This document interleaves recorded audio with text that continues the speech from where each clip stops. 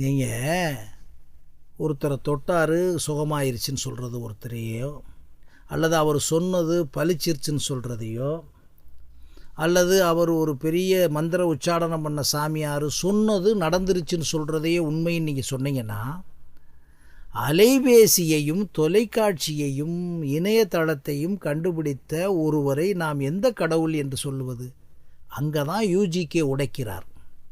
மனிதனே, உனக்குள்ளே இருக்கக்கூடிய, மூளையில் இருக்கக்கூடிய, நியூரான்களில் இருக்கக்கூடிய அறிவையும் அந்த அறிவையோடு தொடர்புடைய உலகத்தில் இருக்கக்கூடிய அத்தனை விஷயங்களையும் தொடர்பு ஒழுங்காக கொண்டாயானால் ஒன்றுக்கொன்று ஏற்படக்கூடிய தொடர்பினால் இன்னொன்று உருவாகிறது. அந்த உருவாக்கம் என்பது அலைபேசி அப்படித்தானே உருவானது. தொலைபேசியை கண்டுபிடித்த பிறகு அலைபேசி ஒன்று உருவாகிறது. அலைபேசிக்கு பிறகு இன்னி ஒரு கலைபேசி உருவாகும், ஏதோ உருவாகும். இப்போ இந்த இடத்துல பிரமிக்கிறதுல மாட்டிக்கிறீங்க. இன்றைக்கு வந்த ஒரு மிகப்பெரிய ஹிட் படம் என்று சொல்லிக் கொண்டிருக்கிற ஒரு படம், ஒன்றுமே இல்லை என்று அந்த படத்தை பற்றி எழுதிவிட்டார்கள். ஆனால் இன்றைக்கு உலகத்திலே அதிகமாக தொகைக்கு விற்ற படம் என்று. இதில் என்ன ரகசியம் பாருங்கள். இதில் நாம் பிரமிக்க வேண்டிய அவசியமில்லை. ஒரு மனிதனால் செய்ய முடியும். நமக்கு முன்னால் இருந்த ஒரு மனிதன் பண்ணி இருக்கிறார். இப்பொழுது நினைத்து பாருங்கள், நமக்கு முன்னால் உயிரோடு இருக்கக்கூடிய ஒரு மனிதர் செய்திருக்கிறார். அது நமக்கு ரொம்ப பெரிய பெரிய சந்தோஷமான விஷயம். நாம் செய்ய முடியவில்லை.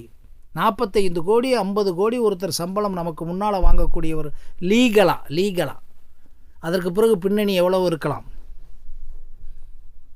நீங்கள் இந்த உலகத்திலேயே இந்தியாவிலே 45 கோடி ரூபாய் சம்பளம் வாங்கக்கூடிய ஒரு மனிதரை கண்டுபிடிச்சிருங்க ஒரு வருஷத்துக்கு. இல்லவே இல்லை. அப்போ இது எப்படி பெரிய விஷயம்? மிகப்பெரிய விஷயம். ஆனால் இது எப்படி செய்யப்பட்டது? ஆக மனிதனே, உன்னாலோ அல்லது உன்னை சுற்றி இருக்கக்கூடிய சூழலினாலோ, இன்ஃப்ராஸ்ட்ரக்சர்ஸ் என்று அதனாலோ, அல்லது உன்னை சுற்றி இருக்கக்கூடிய மனிதர்களின் யூகங்களினாலோ, அறிவினாலோ, அதைத்தான் யூஜிகே சொல்கிறார். உன்னுடைய அறிவினால் உனக்கு யூ கேனாட் ஐடென்டிஃபை இட், உன்னால் இனம் காண முடியவில்லை. Whether we can do anything as we liked according to our intellectual energy என்பதை நீங்கள் இன்னும் ஐடென்டிஃபை பண்ணவில்லை. அவ்வளோதான் ரகசியம். அதை ஐடென்டிஃபை பண்ணி அதற்குள்ளே ஆழமாக உள்ளே செல். அங்கே தான் சொல்கிறார், எதுவுமே இல்லை அறிவை தவிர. யூஜிகே திருப்பி அவருடைய ஒட்டுமொத்தமான விளக்கம் என்னென்றால், அறிவை தவிர ஒன்றுமில்லை. அறிவுக்கு அடிப்படை காரணம் எண்ணங்கள் தான் எதிரியாக மாறுகின்றன. எண்ணங்களே வாழ்க்கையினுடைய இயல்பாக ஆகிவிடுகின்றன என்று அப்படியே எண்ணங்களே சொல்லிட்டு போவார்.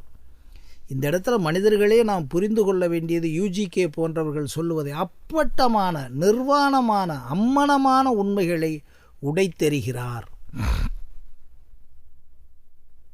அதற்கு நமக்கு தெரியவில்லை என்ற உடனே நம்ம கதறுகிறோம். கம்பராமாயணத்தில் ஒரு வரி தெரியவில்லை என்ற உடனே நமக்கு அது இல்லை என்று கூறுகிறோம், அல்லது புரியவில்லை. இல்லை. ஒரு மனிதனுக்குள்ளே நினைத்து பாருங்கள், நிர்வாணமாக இருந்த ஒரு மனிதன் இன்றைக்கு அலைபேசியை வைத்துக்கொண்டு சேட்டலைட்டில் அப்படியே பறந்துக்கிட்டு இருக்கான். சேட்டலைட்டில் ஒரு உலகம் தயாரிச்சிட்டான். சேட்டலைட்லேயே ஒரு சிட்டி தயாரிச்சிட்டான். மேலை நாடுகளில் இருந்து மதுரையில் நம்ம ரியல் எஸ்டேட் போட்டுக்கிட்டு இருக்கோம், சென்னையில் நம்ம ரியல் எஸ்டேட் போட்டுக்கிட்டு இருக்கோம், வானத்திலே ரியல் எஸ்டேட் போட்டுக்கிட்டு இருக்கான் மனிதன். நீங்கள் நினைத்து பாருங்கள், இங்கே ஒரு சாதாரணமாக ஒரு மகிழ்வுந்து ஒரு கார் வாங்க வேண்டுமா நீங்கள் பயந்து கொண்டிருப்பீர்கள். ஆனால் அமெரிக்காவிலே சில மாதங்களுக்கு ஒரு தடவை பல கோடி டாலர்ஸுகளை செலவழித்து ஆய்வு பண்ணி கொண்டிருக்கிறார்கள். யாரிடமிருந்து இவைகளெல்லாம் வந்தன? நமக்கு அலைபேசி மதுரைக்காரரிடமிருந்து தமிழ்நாட்டுக்காரிடம் வந்ததா? தொலைபேசி நம்மிடமிருந்து வந்ததா? மின்சாரம்? இப்படி ஒவ்வொன்றாக எடுத்து பாருங்கள். உலகத்தில் இருக்கக்கூடிய அத்தனை கண்டுபிடிப்புகளும் மேலை நாடுகளில் தான் முழுவதுமாக கண்டுபிடிக்கப்பட்டிருக்கும். நாம் ஏதோ அதை வைத்து காப்பி அடித்து கொண்டிருக்கிறோம். உங்கள் முன்னாலே பேசிக்கொண்டிருக்கிறேனே, இந்த ஒலிபெருக்கி யார் கண்டுபிடித்தது?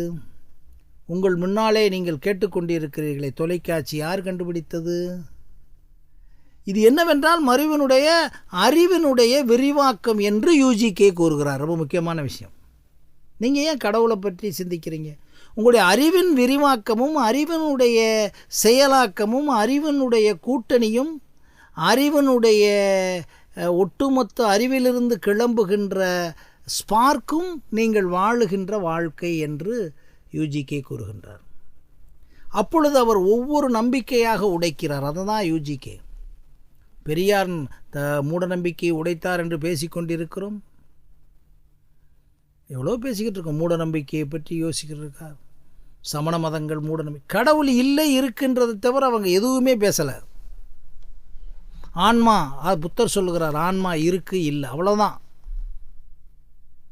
ஆனால் யூஜிக்கு அப்படி சொல்ல, ஒட்டுமொத்த உலகத்தில் இருக்கக்கூடிய எல்லா விஷயமும் மனிதனுடைய அறிவிலிருந்து விரிவாக்கப்பட்ட ஒன்றிலிருந்து தான் நடந்து கொண்டிருக்கிறது.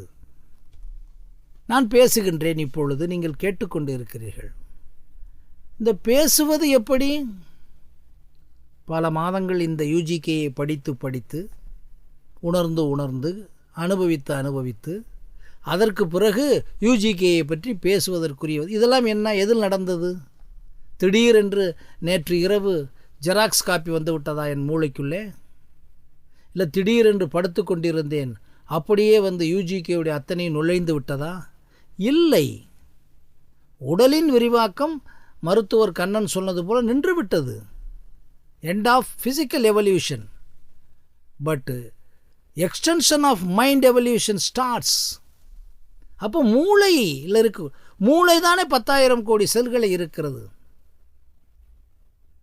அப்பொழுதுதான் யூஜிகே சொல்லுகிறார், ஒருவேளை இந்த மனிதனை அவர் ஜெனட்டிக் கரப்ஷன் என்று சொல்லாமல் இந்த மரபணு மாற்றம் என்று சொல்லுகிறார்களே, ஒருவேளை அதன் மூலம் ஏதாவது மனிதனை மாற்றலாம்.